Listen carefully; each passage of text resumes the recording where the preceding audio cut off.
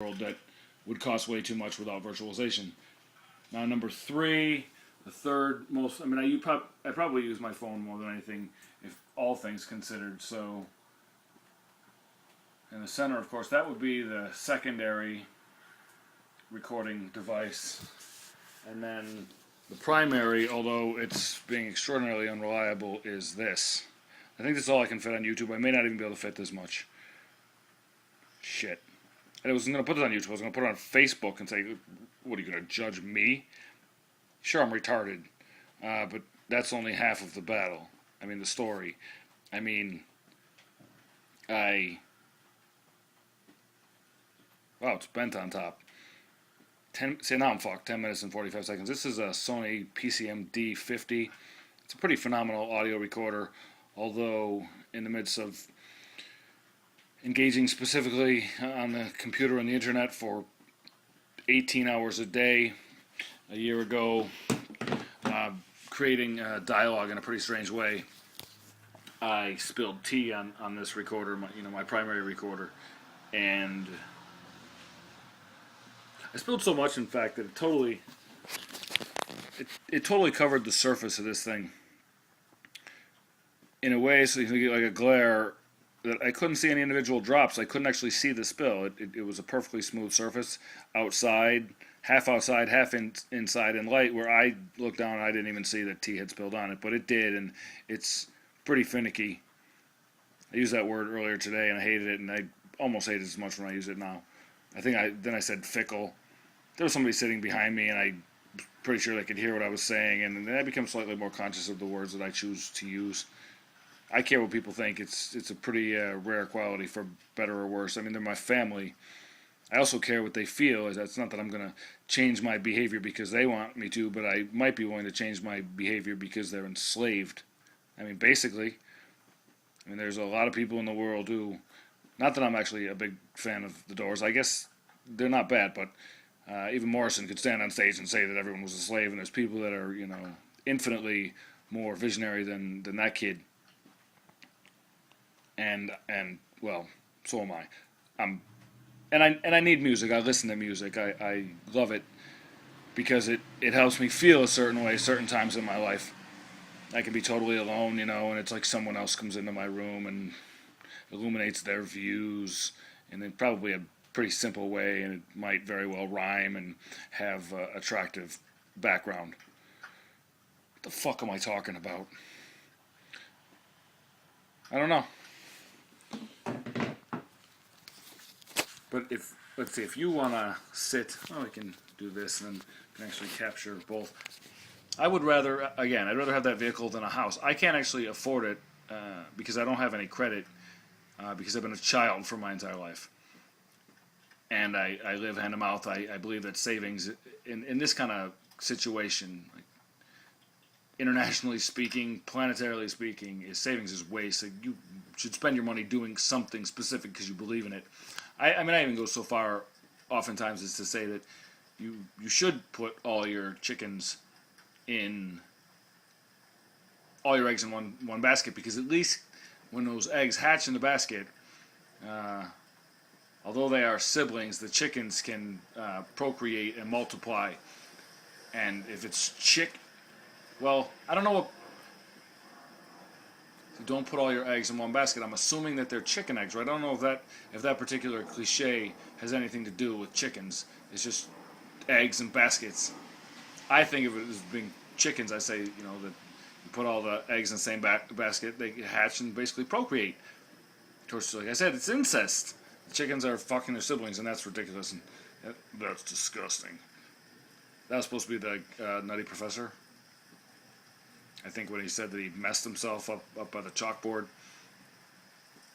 Maybe my brother used to love some of that stuff, just maybe copying it, or just I don't know what it was.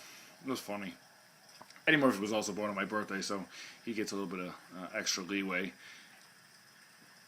I think he's the kind of guy who, given the right part, can still could pull off something absolutely hilarious, or maybe even great. I used to think about, in terms of film, I used to think about kidnapping Bill Murray. His his name was the one that came up, but doing it with a high definition camera hidden in a gun is totally fake. He's never in danger. But he thinks he is.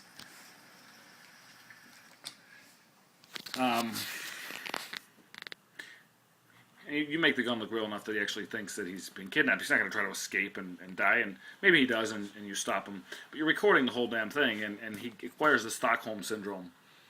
And he's a famous actor. Maybe it's Eddie Murphy. Maybe it's Chevy Chase. Maybe it's... Wait, these are all Saturday Night Live guys. Which I don't watch anymore, although I've seen a couple funny bits in the last year.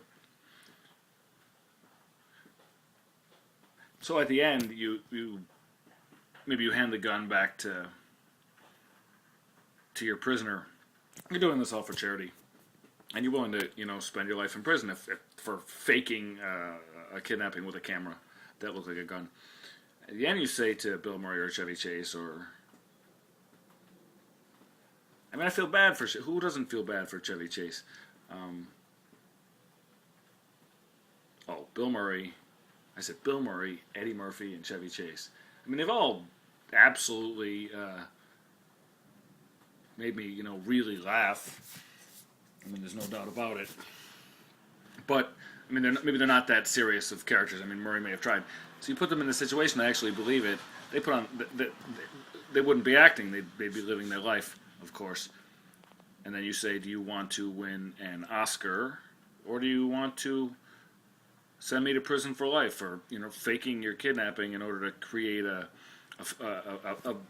dialogue, mostly a dialogue and two-person film, but that's just completely real and which address some of the the biggest and most important questions ever.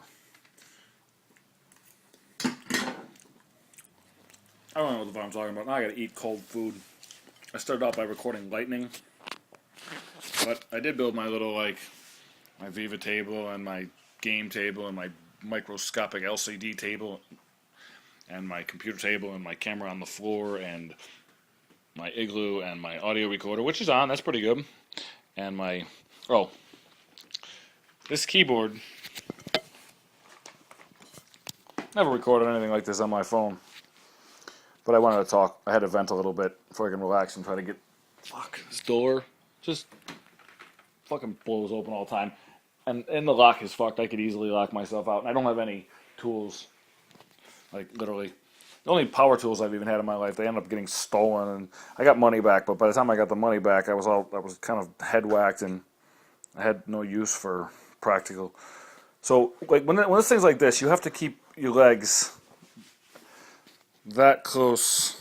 Well, you can go about that far apart. If you go any more, this thing will just fall. I should let it fall. By the way, we bought two foam letter and number pads for baby Hannah, and Mama didn't want the other one. She put the one that we had away because I guess baby was eating it or just chewing on it, not eating it.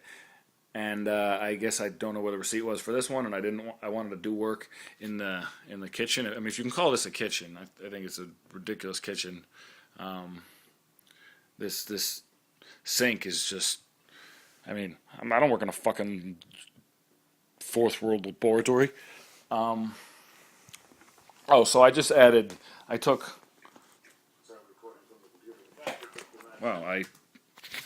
Doing this, I just accidentally turned off the movie that I had on the screen, which was a movie of me talking also, in case I ever say anything, it's worthwhile or entertaining. Worthwhile would be better, but entertaining is probably more necessary.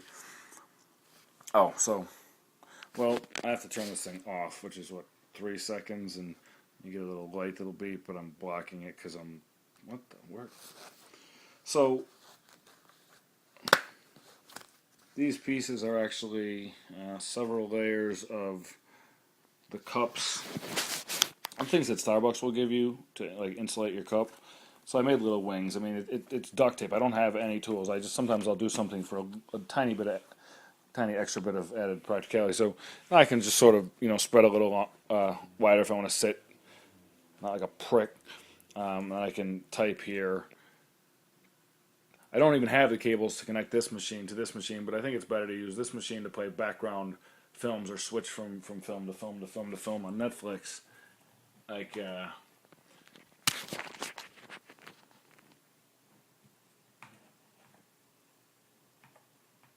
These are the films